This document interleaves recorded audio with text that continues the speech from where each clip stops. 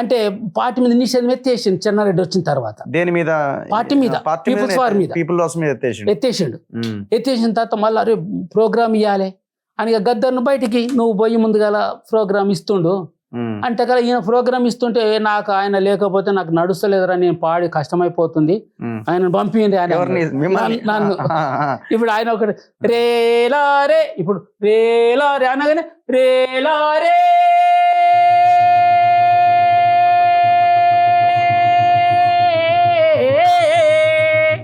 అని నేను ఎత్తుకుంటుంటే అట్లా ఆయనకి కష్టమైపోతుంది.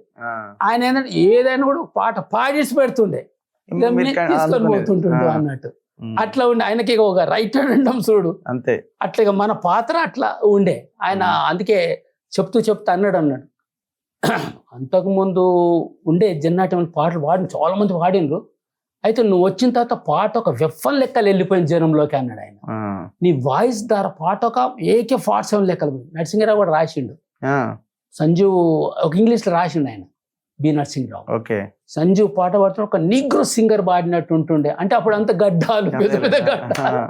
మేము సబ్బు పెట్టకపోతుంటే సబ్బు పెట్టకపోతుంటే అంతే నీళ్ళతో ముఖం కడుకుంటుంటే బ్రష్ చేస్తుంటే, కానీ ముఖానికి సబ్బు లేదు. తానం చేసినప్పుడు అది ఎప్పుడో ఒకసారి తానం, వారానికో ఎప్పుడు. ఎందుకంటే అట్లా ఉండాలి నక్సలైట్ అంటే. రోజు ఫ్రెష్గా ఏంది బై, ఫ్రెష్గా ఉండడం ఏంది, ప్రజలు ఎట్లున్నారు అసలు. ఇగో ఇది